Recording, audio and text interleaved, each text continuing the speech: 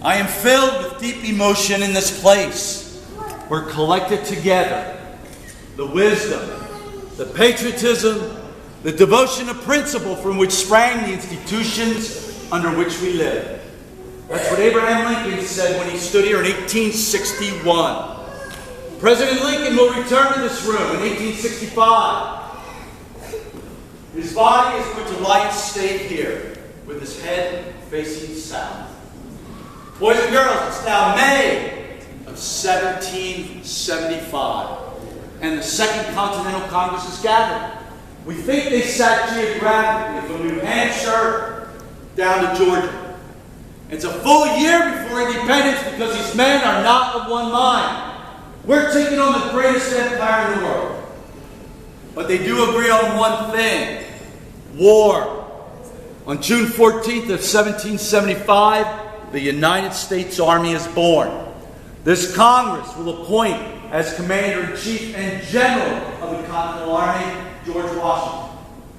We now jump ahead a year to June 7th, 1776. Here at Virginia's table, Richard Henry Lee is going to propose a resolution that these united colonies are and of right ought to be free and independent states. Now that's a huzzah. Should we do a huzzah? Huzzah! Count of three.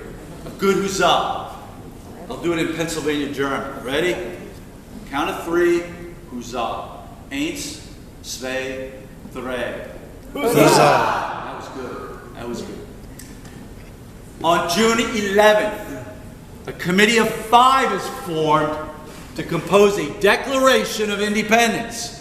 On that committee, John Adams, Massachusetts; Roger Sherman, Connecticut; Robert Livingston, New York; Ben Franklin of Pennsylvania; from Virginia, Thomas Jefferson.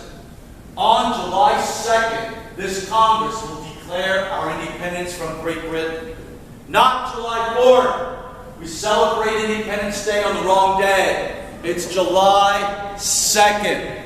So what happens on the 4th? After 80 changes, the final wording of the Declaration of Independence is approved. It's immediately sent down to 2nd Street to John Dunlop, the printer, who will put July 4th on it. He prints between 100 and 200 broadsides, ironically on paper made by Mennonites in Holland. These broadsides are our oldest copies of the Declaration of Independence. They do not say a unanimous declaration because New York abstained until they got the yes to vote yes.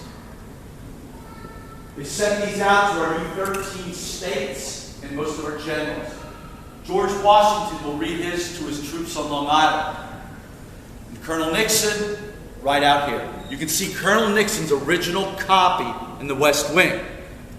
I live about 20 miles from a little town in Lancaster called Adamstown, known for antiques. In 1989, a young man bought a picture frame for $4. When he took the back off, there was a Dunlop copy. Dunlop copy number 26 that we know to survive.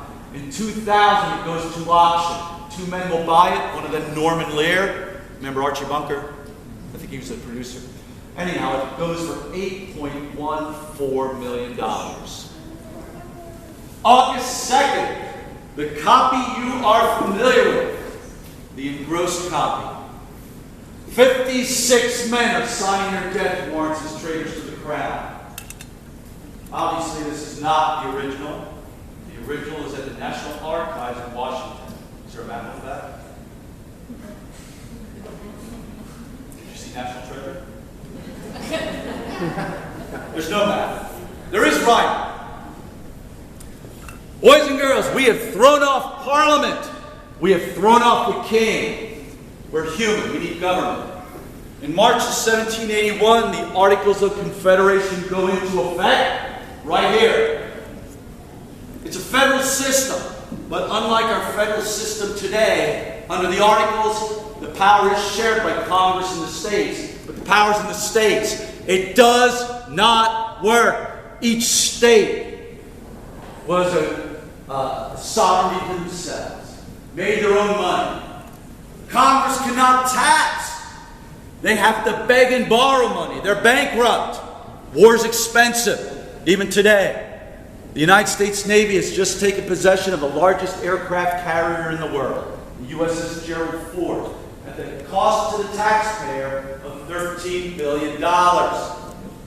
During the Vietnam War, I had a draft card. All 18-year-old boys had draft cards, and we weren't just boys. Who knows the average age of us Vietnam veterans? 19. 19! The week I turned 18, 2 months before I graduated from high school, I traveled here to Philadelphia, handed in my draft card, and I joined the United States Navy. This Congress cannot draft. They have to ask the states for soldiers. Never enough soldiers for Washington's army. Something must change. James Madison said we need a strong central government. Patrick Henry said leave the power in the states. Patrick Henry doesn't even show up. He says, I smelt a rat.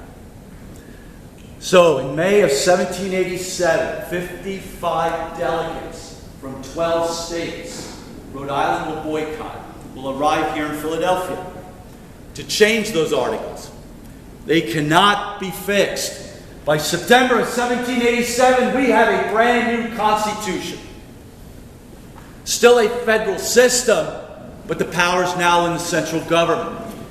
Throughout that convention, that chair is occupied by George Washington. It is not firewood for the British because it's not here.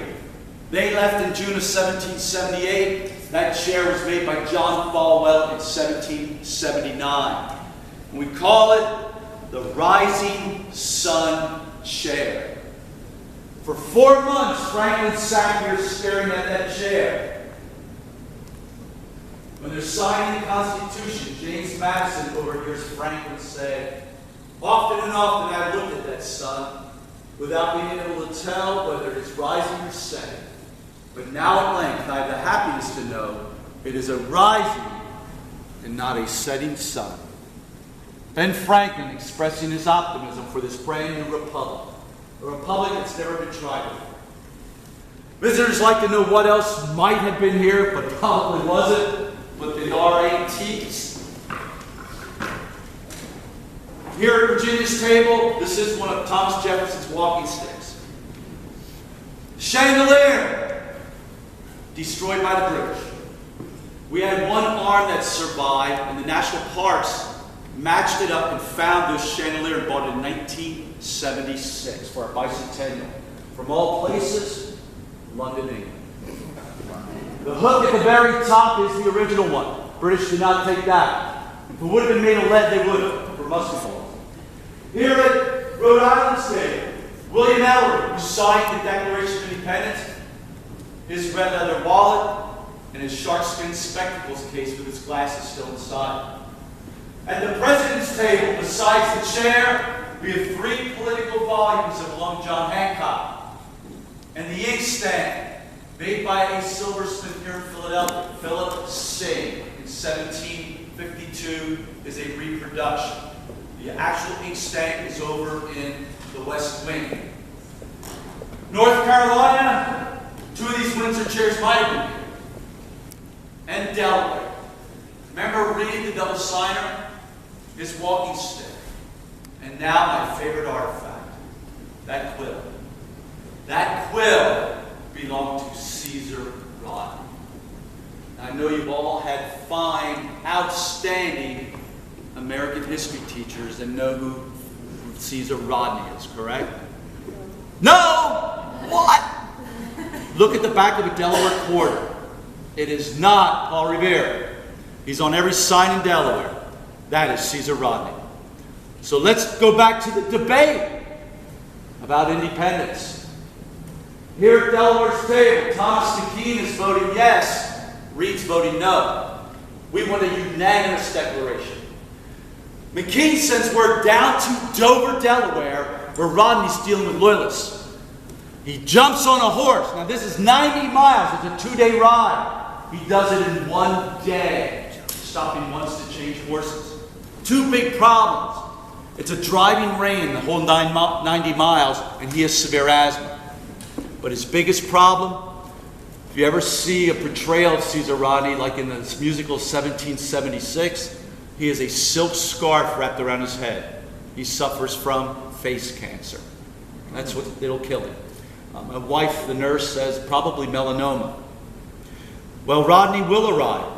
He'll come through the double doors, those are not the original ones, with muddy boots and spurs to cast a deciding vote that will make the Declaration of Independence unanimous. So boys and girls, the most historical room in the most historical building in the United States. This is where the United States of America was born. And where the law of the land that you live under today was written and signed. I want to thank you for your attention. Children, you're very good. Make sure you get your parents to buy you some ice cream.